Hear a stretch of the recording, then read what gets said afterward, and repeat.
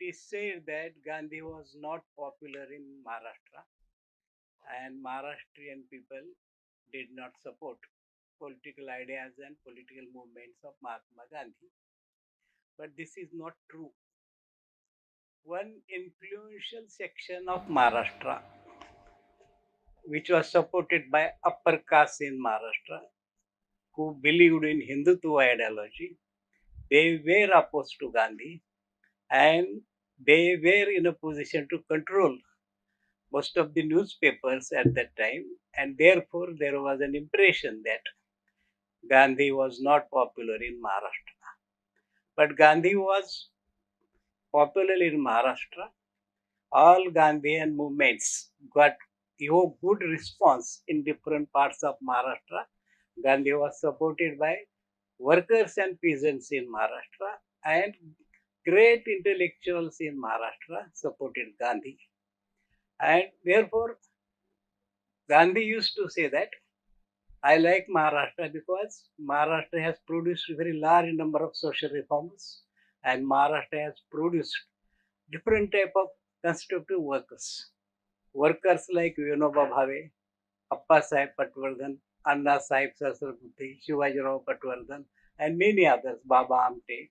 All of them were influenced by Gandhian ideology. As far as Maharashtra's intellectual tradition is concerned, we can say that there are three different strands. And in all these three different strands, Gandhian ideas were interpreted, very creatively interpreted differently. The first school was that of Sarvodaya school. In the Sarvodaya school, in the Sarvodaya school belongs the greatest of the Gandhians, Acharya Vinoba Bhave, Kaka Sahib Kalilkar, Dada Dharmadikari, and Prema Kantak. The second school was, or second strand was, that of democratic socialists. We have Acharya S.D. Javdekar and Acharya S.G. Bhagwat and many other socialist workers who had written books on Mahatma Gandhi, such as Madhu Dandavate, Madhu Lime also wrote on Gandhi. Sane Guruji also wrote number of books on Gandhi. So all these thinkers belong to democratic tradition, socialist democratic tradition. The third tradition was a Marxist tradition, and Marxists also interpreted Gandhian political philosophy through their perspective. Professor G.B. Sardar, Professor Nalini Pandit, and Professor D.K. Bedekar. These are the three Marxists who tried to understand Gandhian political philosophy through Marxist perspective. In my lecture today, I am going to concentrate on three representatives of these three schools. First is, of course, Acharya Vinoba Bhave. Second is Acharya S.D. Javdekar. And third is Professor D.K. Bedekar. So these three thinkers creatively interpreted socio-political ideas of Mahatma Gandhi. As far as Sarvodaya tradition was concerned, Sarvodaya tradition was greatly influenced by interpretation of Acharya Vinoba Bhave. Dada Dharmadikari reinterpreted Vinoba's teachings. Kaka Sahib Kalilkar wrote in all three languages, Marathi, Gujarati, and Hindi. And he also tried to interpret Gandhism through his own perspective, especially through linguistic and cultural perspective. And Prema Kantak wrote her first book on Maharashtra politics in 1936, Satyagrahi Maharashtra. And subsequently, she wrote number of letters to Mahatma Gandhi. And regarding the masculinity, regarding the problem of sex and all these things. And Gandhi gave her very frank answers. So that is one of the most important books, Kuch Khat Prema Behan Ke Naam. So there Prema Kantak comes out as an independent thinker. She wrote number of books, but one of the most important book is on Mahabharata. One of the most important books is on Mahabharata, a critical study. But I am not going to study their ideas. Acharya S.D. Zavadekar wrote his magnum opus, Adhunik Bharat, and he wrote number of books on Gandhi and Gandhi's philosophy. Professor S.G.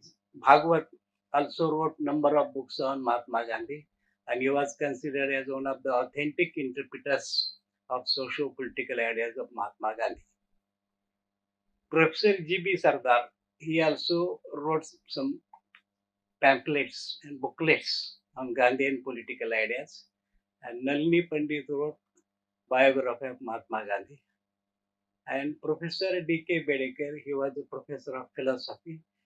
He was asked by Mahatma Gandhi Janma Shatabdi Samiti to write a biography of Mahatma Gandhi in 1969.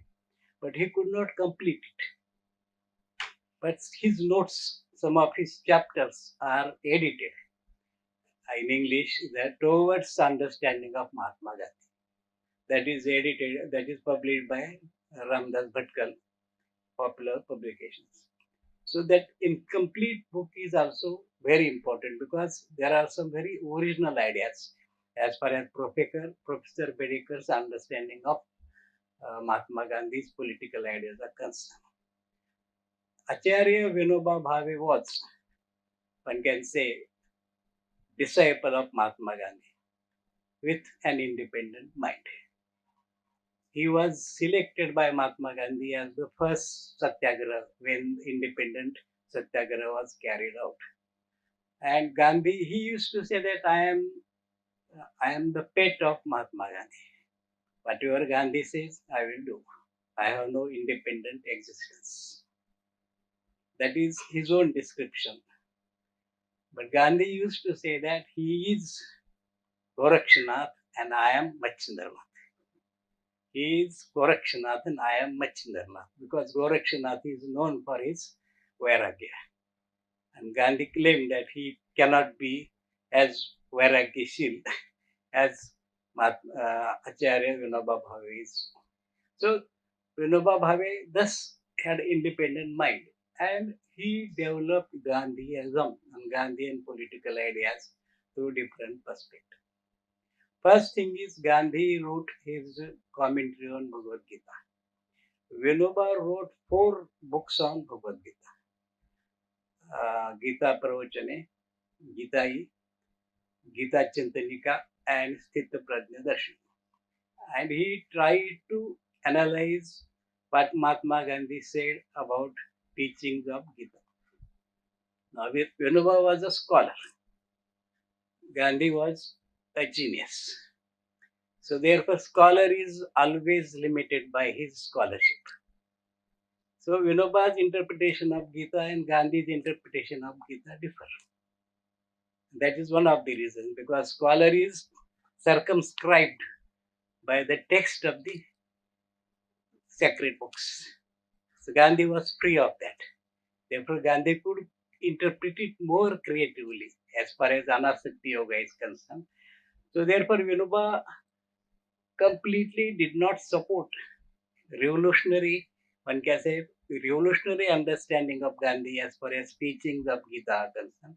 But he tried to interpret it and he successfully defended what Gandhi was teaching as far as Bhagavad Gita is concerned. The second important aspect of Vinoba's originality is his concept of satyagraha. He is of the opinion that satyagraha means insistence on truth. The word is not correct. You cannot insist as far as satyagraha is concerned. The meaning of satyagraha is different. As far as content of satyagraha is different. Therefore, here when you carry out satyagraha, both your opponent and you yourself try to grasp new meaning. You try to develop your inner understanding of reality. So therefore, satyagraha is in fact satyagraha. You have to grahan. You have to accept. You have to adopt good thing, satya, through your struggle, through your sacrifice. And here, two-way process. Not only your opponent develops, you also develop. And therefore, correct word is satyagraha. The second very important observation is that Gandhian movements were not truly satyagraha movements. All the mass movements that were carried out by Mahatma Gandhi, whether it is movement against Rowlatt Act, whether it is movement against non-cooperation movement or civil disobedience movement of 1930. All these movements, mass movements, were not at all Gandhian movements in true sense of the term, because basic principles of satyagraha were not followed in these movements. But satyagraha is a science of is a developing science, and we are trying to experiment with different things. Therefore, Gandhi also knew that these satyagraha that we are carrying out, these satyagrahas are not completely consistent with philosophy of satyagraha, and we have to develop. So therefore, Vinoba says that Gandhi knew it, Gandhi wanted to develop it, Gandhi wanted to remove coercion, Gandhi wanted to remove falsehood, Gandhi wanted to remove creeping violence in all these movements. And in 1920, 21, 1930, and 1942, violence was there. And this was against the basic principles of Gandhian Satyagraha. So therefore, it was just a beginning. Gandhian mass satyagrahas were not satyagrahas in true sense of the term. That was very harsh criticism of Vinoba as far as Gandhian satyagrahas are concerned. So he said that satyagraha has to be done in the true spirit of Gandhian philosophy, and for that purpose, there are different types of satyagraha, mass satyagraha, individual satyagraha, and group satyagraha. So mass satyagraha and group satyagraha are bound to suffer these difficulties, these deficiencies, because large number of people are involved in it and all of them are not trained. So therefore, individual satyagraha carried out by, one can say, true satyagrahi is true satyagraha, and one if that satyagraha is carried out in true spirit, that satyagrahi can become successful. So therefore, this was very important uh, observation of um, Vinoba Bhave as far as satyagraha principles of satyagraha are concerned.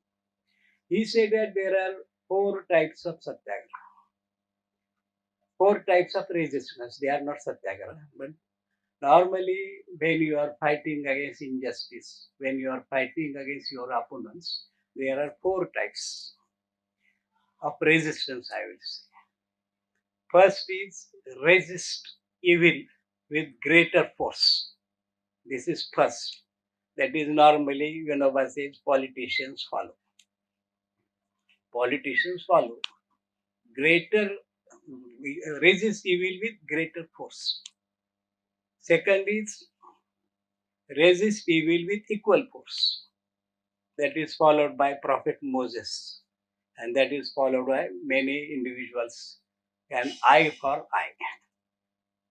If he has gouged out my eye, I will also do the same thing. So this is second type satyagraha, that is protest that is followed by people. Third is that fight satyagraha with fight evil with non-violence. That is Mahatma Gandhi's satyagraha. And fourth is do not fight. Do not fight evil directly, but you carry out your constructive work in such a way that ultimately the forces of evil get defeated. He said his own Bhudan movement is one example of that. Evil will be ultimately isolated if you carry out this type of movement, constructive work, irrespective of the opposition by different people, suffer injuries, suffer different type of, one can say, opposition, but still you carry out. Ultimately, evil is isolated. So these are the four types of protest that are the four types of methods that are carried out. And he said that these four types of methods normally people follow. So Gandhi followed third and fourth. And Bhudan movement is one example of that, the fourth, as far as fourth uh, method of protest is concerned. Another important question that was asked to Vinoba regarding Satyagraha was that, is it correct, is it legitimate to carry out Satyagraha in democracy? In democracy, Satyagraha should be carried out or not, because democratic government is elected for the term of 5 years and it should be allowed to function for the term of 5 years. So those who are in power, they were saying that in democracy there is no place for Satyagraha.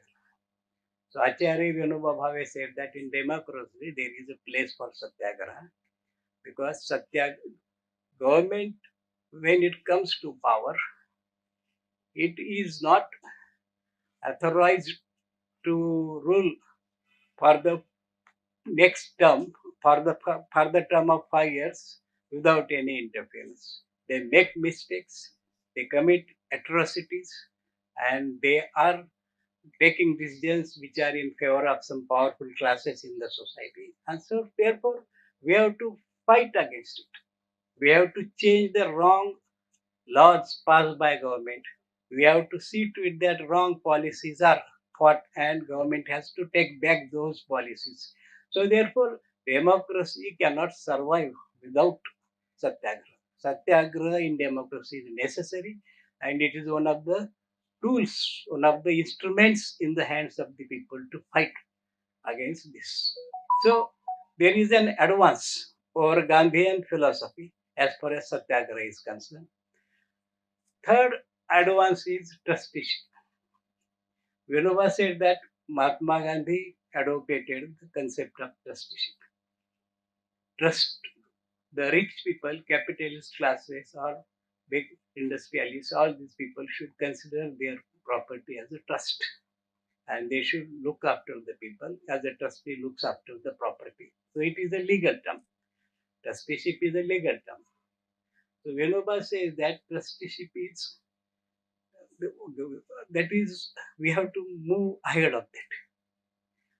Now you are opposing the property of the rich person, and you are saying that he should not use that property for self-aggrandizement. He should use that property for the public welfare, but he should still retains right to property. He possesses the property. It can change his mind. So what is, if true meaning, true essence of satyagraha is, true essence of trusteeship is that he should abandon the right to property. And the real answer to that is Bhudan. Vinoba did not ask jamindars to work as trustees. Vinoba asked jamindars to donate their land willingly. Donate their land willingly, so that that land can be distributed among the landless workers, small landless laborers, small farmers, and all these things. So therefore, this is, I think, advanced over Gandhian concept of trusteeship.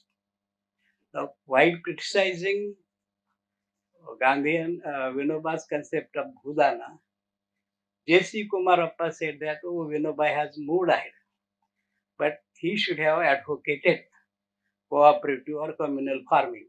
Instead of distributing small pieces of land among the different landless workers, it would have been better if he had formed cooperative farming or communes which are collectively cultivating agricultural land, which is received as a bhudan.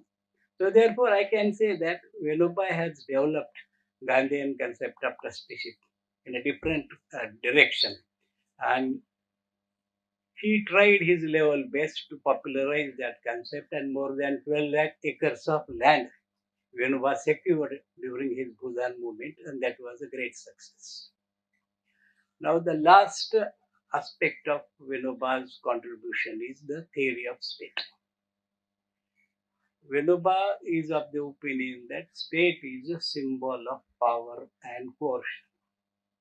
State, whichever state may be there, ultimately, state symbolizes the Danda Shakti. State symbolizes the power, authority, and coercion. And with the help of that coercion, rights of people are suppressed. So, therefore, as far as Mahatma Gandhi was concerned, Mahatma Gandhi realized that state's power is to be controlled. State power should be increasingly diminished, and ultimately, the power of the state should be abolished. That society is an ideal society in which there is no state power. So, in a way, Gandhi was a philosophical anarchist.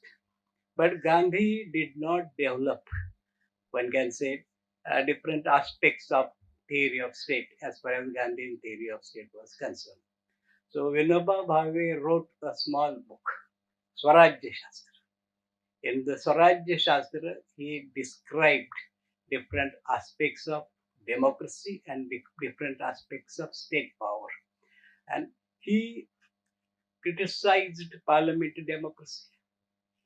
Gandhi also criticized in Hindu Swaraj.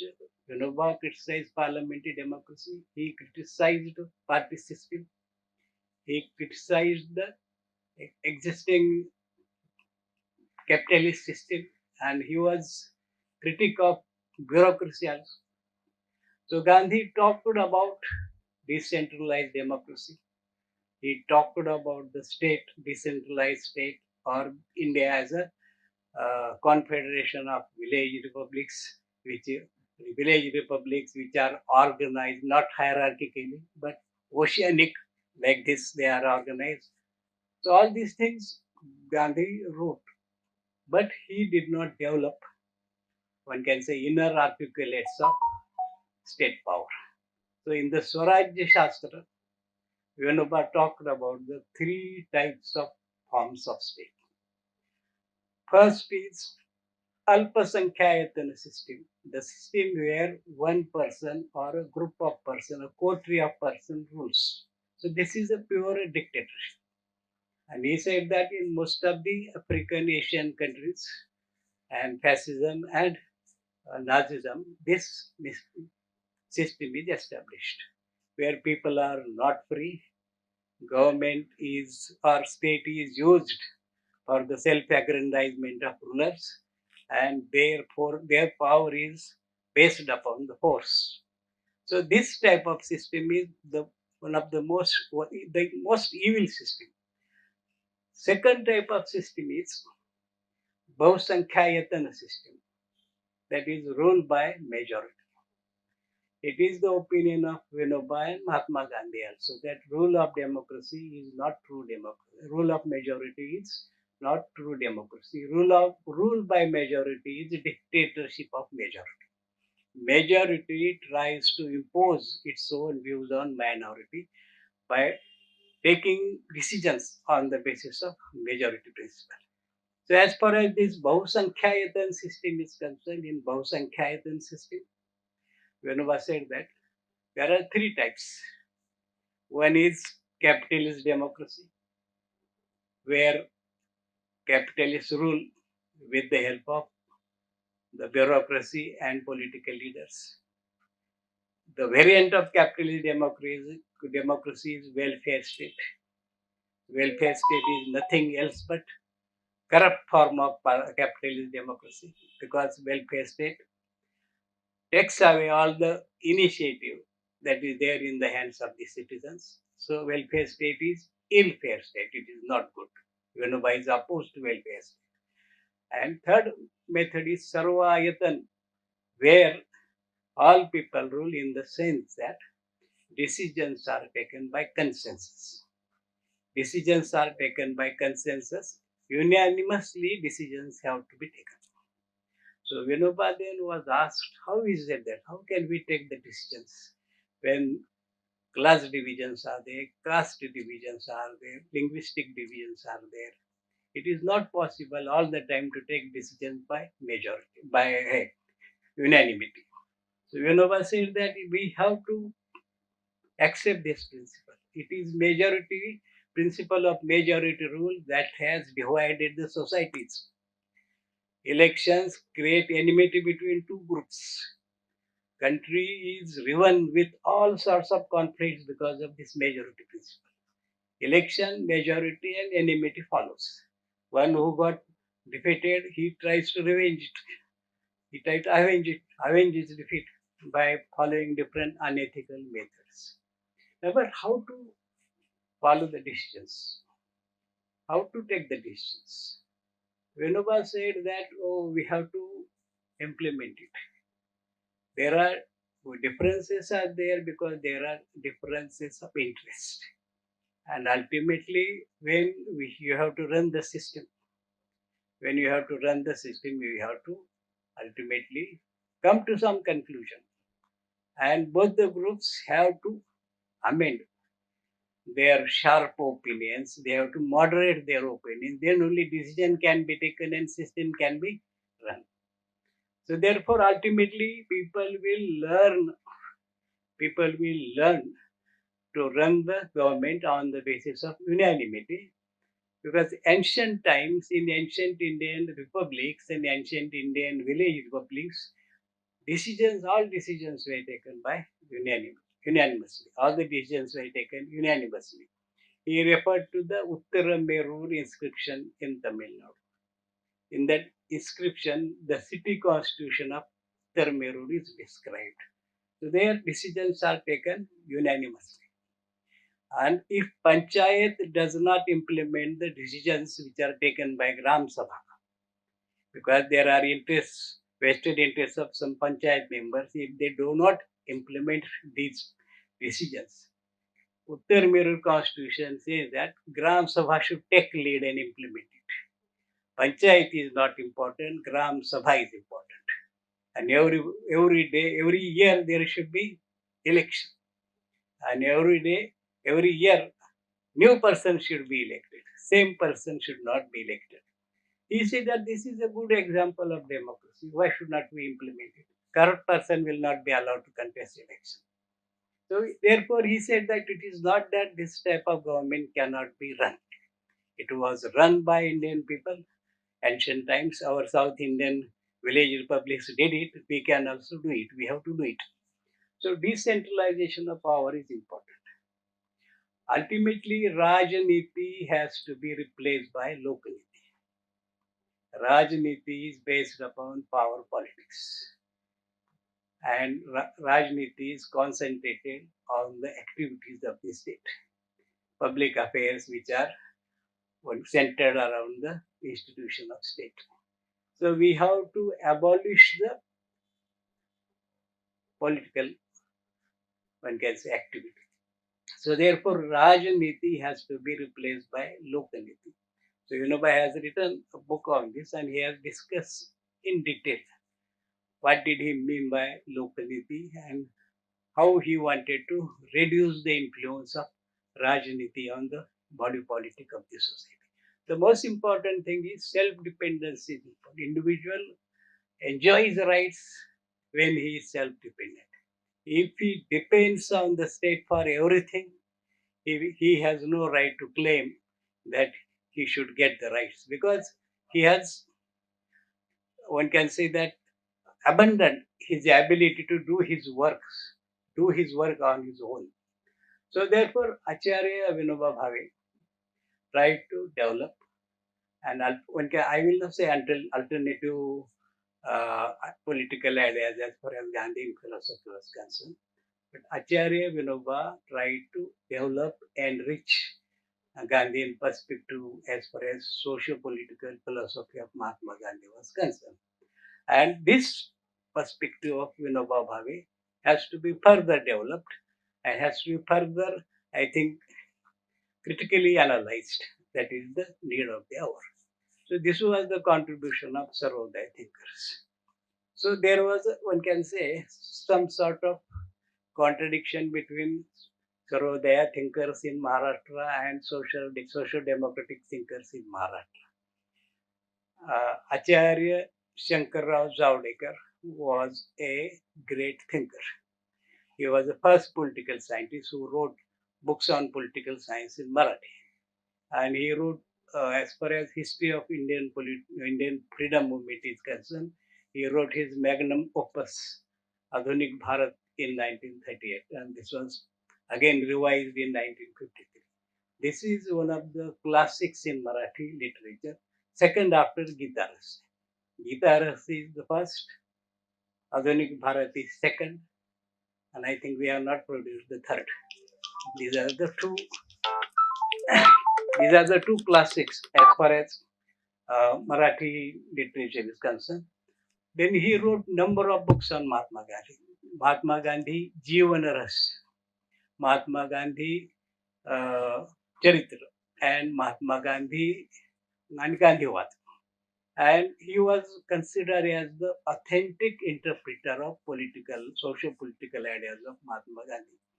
He took part in freedom movement. He was in jail in 1930, 1942. He edited the Marathi newspaper, which was started by the Congress party in Maharashtra, Lok Satta, Lok Shakti.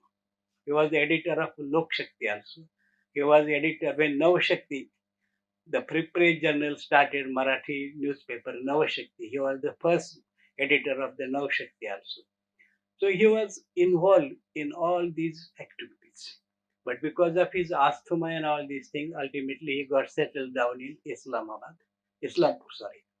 near Sangli. But such was his eminence and such was his importance as a political thinker and intellectual that almost all great people, leaders, came to meet him in a small town called Islampur. Jay Prakash Narayan met him. Morarji Bhai Desai met him. Gangadhar Rao Maulandkar met him. B.G. Kher met him. Yashwantrao Chavan met him. Munshi K.M. Munshi met him. All people used to go and meet him and discuss different aspects of socio-political movements in Maharashtra. One of the important aspects of Javdekar's understanding of Gandhi is that Javdekar was of the opinion that there has to be a synthesis between Gandhi and Marx. There has to be a synthesis between Gandhi and Marx. Without taking the help of Marxist socio-political ideas, we cannot establish an ideal society in India. Therefore, he has written number of books on Marxism also. He was equally, one can say, he was equally studied as far as Marxism was concerned, and he has written a number of books. So he tried to then synthesize socio-political ideas of Gandhi and Marx in his theory of Satyagrahi Samajwad. In the Adhunik Bharat and subsequently in his other articles, he has expounded the concept of Satyagrahi Samajwad, Satyagrahi socialism. So, what are his main arguments? His main arguments are that socialism is an important political ideology. Socialism is, one can say, instrument in the hands of working classes and poorer classes of the society to fight against capitalism and imperialism and colonialism. And therefore, without taking help of socialism, socialist ideas, you cannot fight colonialism and imperialism. Your understanding of national self-determination movements or anti-colonial movements will remain incomplete unless you take into consideration Marxist understanding of capitalist economy. So therefore, he was of the opinion that there has to be a proper relation between these two. In 1949-50, two great Gandhians, Kishore Bhai Mashruwala and So Kishore Bhai Mashroowala wrote a booklet, Gandhi or Marx, and Vinoba Bhave wrote an introduction to that. So it was one can say detailed introduction forward, and there both of them said that Gandhian philosophy is ultimately an independent and self-sufficient philosophy, and there is no need of other political ideology as far as independence of India, as far as establishment of ideal state in India is concerned. As far as with the help of Gandhism only, we can remove all the disabilities that are there in this country, and therefore there, Gandhism is answer to all our problems. Then Vinoba also criticized Marxism in his forward. All familiar one can say arguments against Marxism. Javadekar wrote a series of 4 articles in Navbharat, a journal which he established in Marathi. And there he criticized uh, Kishore Bhai Mashroowala and Vinoba Bhave. What was his argument? What were his arguments? First, he said that Gandhism alone cannot solve our problems. Gandhians do not understand the contemporary socio-economic political situation.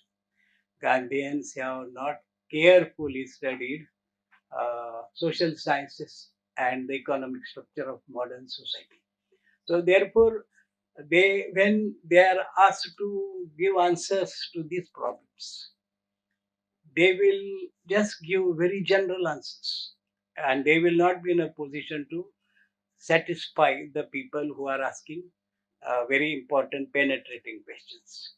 So therefore, Gandhism doesn't have answers to capitalism, doesn't have answers to class struggle, doesn't have answers to how to re-establish, how to develop economy, how to run the modern state and all these things. So therefore, they should not say that Gandhism alone can solve our problems. We don't need the support of other political ideology. Secondly, he said that there are 4 important things as far as Gandhism is concerned. Marx said that there is a class struggle. There are classes in the society and there is class struggle. Kishore Bhai Mashroowala said that Gandhi did not recognize existence of classes. Gandhi did not believe in class war. So Gandhi believed in class, one can say. He did not say class collaboration, but one class cohesion. So but through non-violent means, non-violent peace, we can resolve the problems faced by the society classes. Acharya Javadekar said that Gandhi recognized that there are the classes. Gandhi was the leader of the democratic leader of the poorer sections of the society. Gandhi led workers' movement in Ahmedabad. Gandhi led many peasant movements, farmers' movement in different parts of this country. So Gandhi knew that classes are there, class struggle is there, and we have to take important measures to remove the poverty and inequality in the society. So when Gandhi was asked about the land problem in India, he said, if you do not solve the land problem in time, landless laborers, small farmers will capture your land, and I will not oppose it. I will not oppose them if they capture your land, because ultimately this is a problem of removal of poverty and inequality. So the class struggle. Now, what Gandhiji will say, Javadekar said, he will say that class struggle should not become violent. The class struggle should be carried out, but it should be carried out within the limits of non-violent methods. And we have to develop those methods to carry out class struggle. You cannot deny existence of class struggle. This was an important aspect of Javadekar, one can say, difference with Gandhians. Secondly, he said that state. Gandhians say that, oh, we will abolish the state, we will have Ram Raj, ours is a stateless and classless society. Javadekar said that agreed. That is our ultimate object, that we want to establish classless and stateless society. But you have to understand the different phases. You capture power and you cannot immediately abolish state and administration. State performs important roles during the human, one can say, historical development of human beings. And because of that, there are the phases. The first phase is the capitalist phase, second is the socialist phase, and third is communist phase. So there is a gradual evolution of the ideology, and we have to continuously diminish and ultimately abolish power of the state. So how to do it? Gandhians don't have any answer. They will just mouth certain slogans and say that we believe in Ramraj, we will Sab Bhumi Gopal ki, all these things, but it has no meaning unless unless you carefully work out different aspects of this. And this is a gradual development from capitalist democracy to communist society, where classes and state will be abolished. So here also there is a difference that Gandhians should understand it and take it seriously. Study of history, social sciences, economics, politics, these sciences should be properly studied, and then only they can develop an alternative political science, Gandhian political science. Mere mouthing slogans is not going to help you. He said that some of the criticisms of Marxism are correct, Gandhian criticisms. So he said that I oppose four important things of Marxism, and Gandhians also oppose. First thing is revolutionary violence. We do not believe in revolutionary working class violence.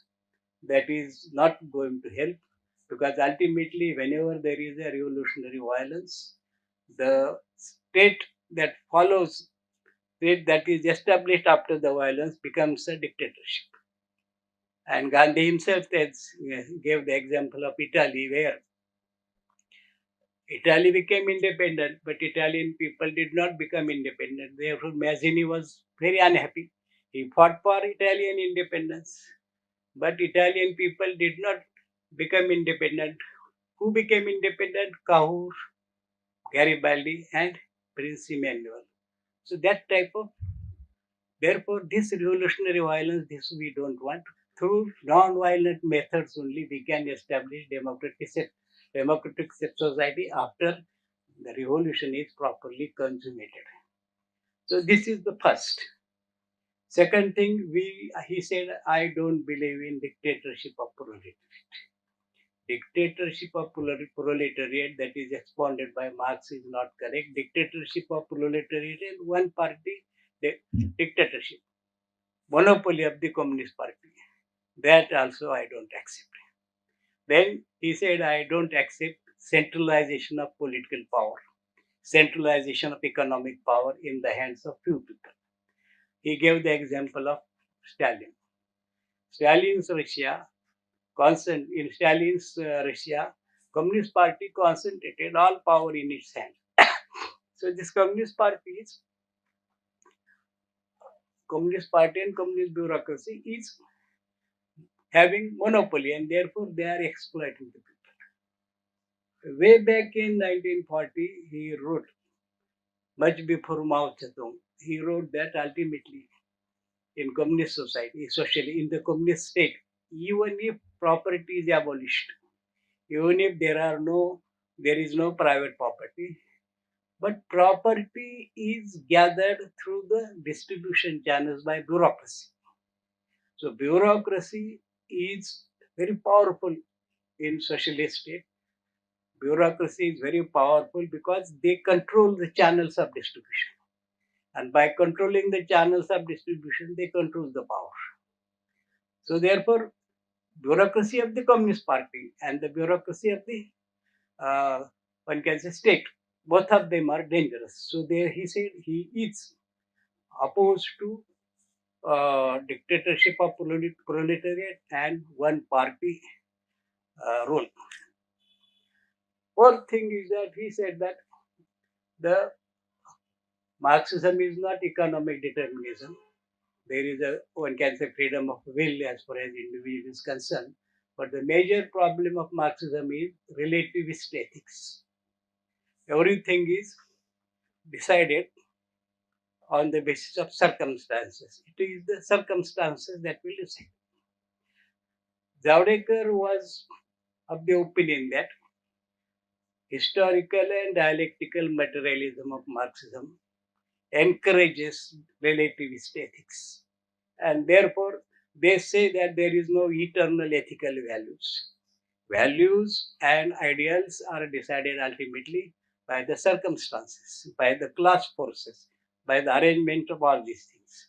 Therefore, Zavadekar said that this is a major lacuna of Marxism. So there has to be, one can say, synthesis of Marxian materialism and spiritualism. Spiritualism in not in the sense of one can say complete devotion to God and all these things. Spiritualism means belief in the belief in the eternal values that continuously guide the human society, values which are described in the Upanishads, values which are described by uh, Christ, values which are described by different things. So, as far as politics is concerned, he said that there are two models. Politics is a very different thing, difficult thing, and we have two models. One model is model of politicians, Krishna and Muhammad. Krishna and Muhammad Paigambar model is one model. And the second model is Buddha and Christ. Now Krishna and Muhammad Paigambar are they both of them believe in the goodness, in the moral values, and they really want to remove the evil in the society. But both of them believe that to fight against the evil, we have to use the force. Krishna and Muhammad Paigambar, both of them are great people. Because of that, their greatness is not diminished. But since they are politicians, and since it is their swadharma to control disorder in the society, they have to use force. And this model is there.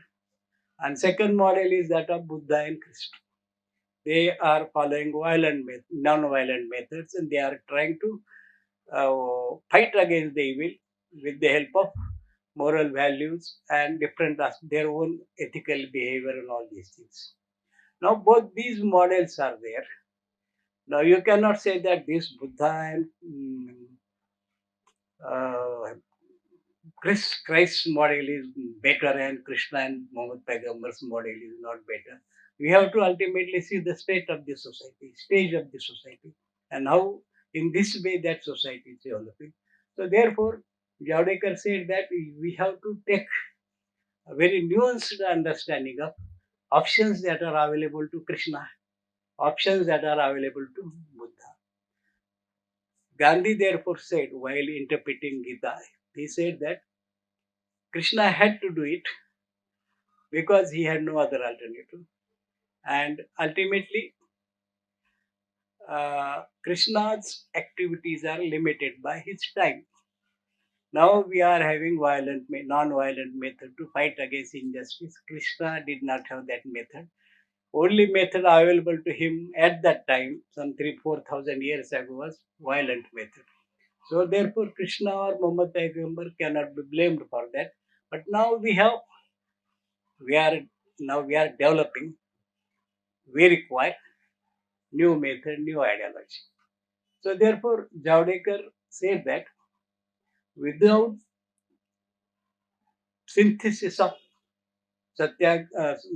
socialism and Gandhism in the form of Satyagrahi socialism.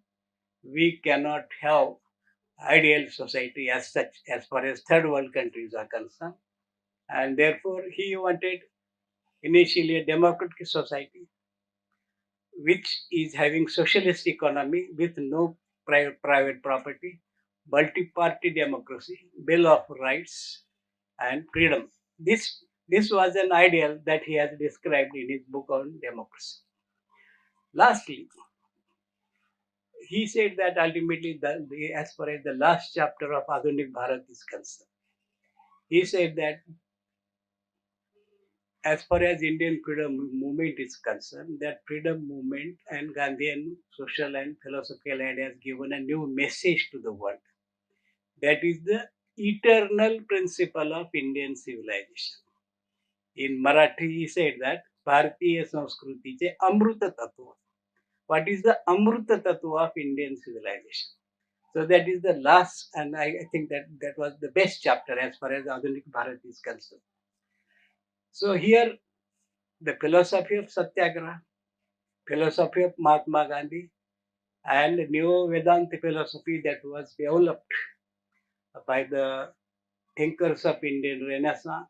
He had taken help of all these people and was of the opinion that India had to give a message to the world.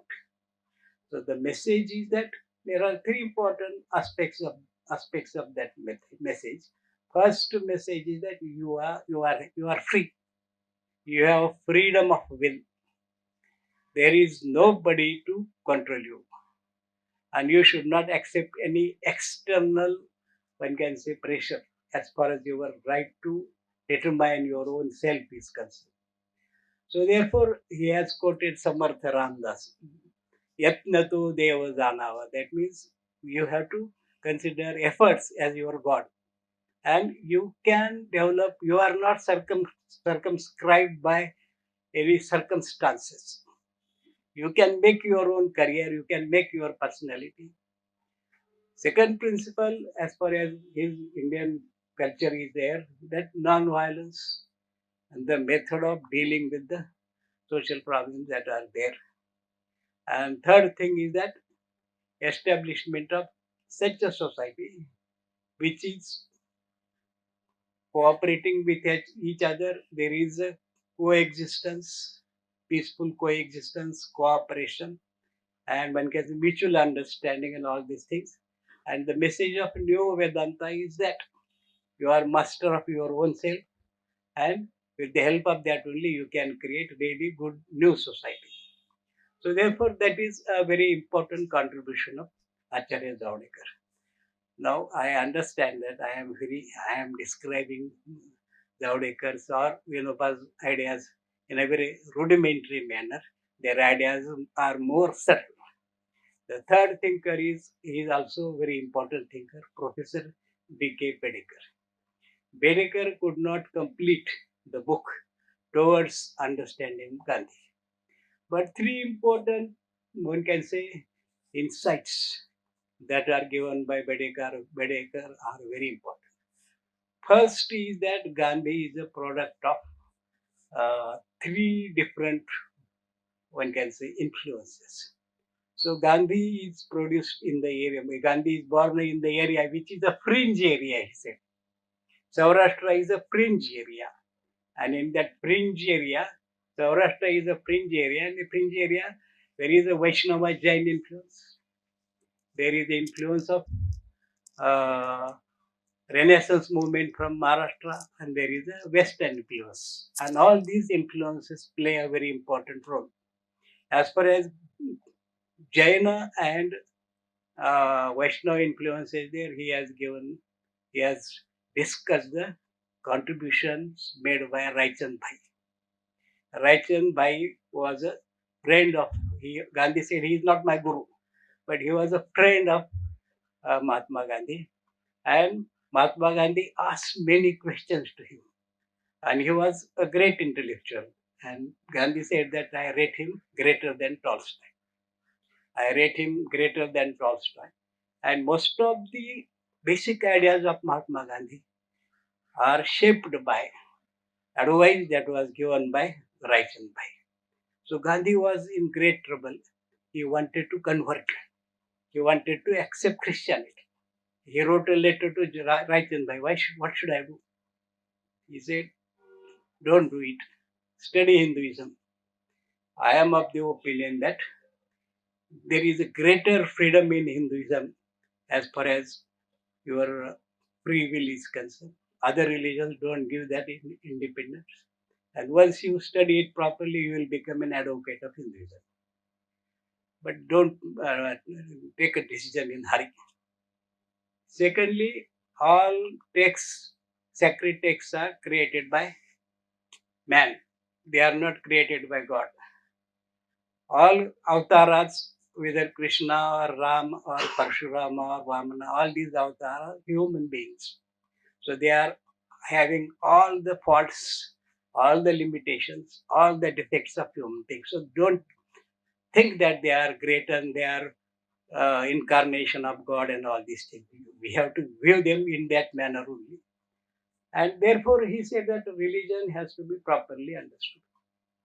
Second influence was Ranade and Tilak. Ranade, he said that believed in consensus. Consensus which is based upon rationality and morality. Rationality and morality are important for Ranade. And throughout his life, all the problems should be solved with the help of rationalism and morality. Tilak was opposite him. Tilak's nationalism was samurai nationalism. Tilak wanted that consensus, instead of consensus, he wanted equilibrium. Ultimately, decision should be taken after arriving at equilibrium. Equilibrium achieved by the clash of different social forces. He said, let social forces clash. Let them know their own strength. And ultimately, after knowing that strength, equilibrium will be created. And then decision will be taken. So this is a Western understanding of the reality. So Tilak was, though he talked about Indian culture and civilization, Tilak was Westernized in his ideology. Tilak was not Indian. Ranade was Indian, Gandhi was Indian. So therefore, what did Gandhi do? Gandhi was heir of Lokmanya Tilak as far as political uh, fight is concerned. But he was heir of Ranade also because of spiritualization of politics was important. And then Gandhi, he said that Gandhi transcended Tilak and Ranade. Greatness of Gandhi is that Gandhi understood importance of consensus, he understood the importance of equilibrium, but he transcended both Ranade and he put forward his own new method of resolving the problems that are there before the society. So therefore, but because of though he put forward these ideas, but he could not develop it. That chapter itself remained incomplete because he could not complete it. He died in 1972 while writing this. Second thing, he said that trusteeship is concept of trusteeship is morally deficient.